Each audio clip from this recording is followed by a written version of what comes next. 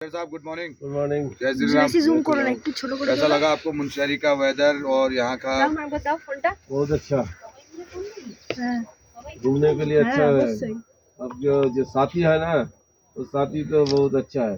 साथी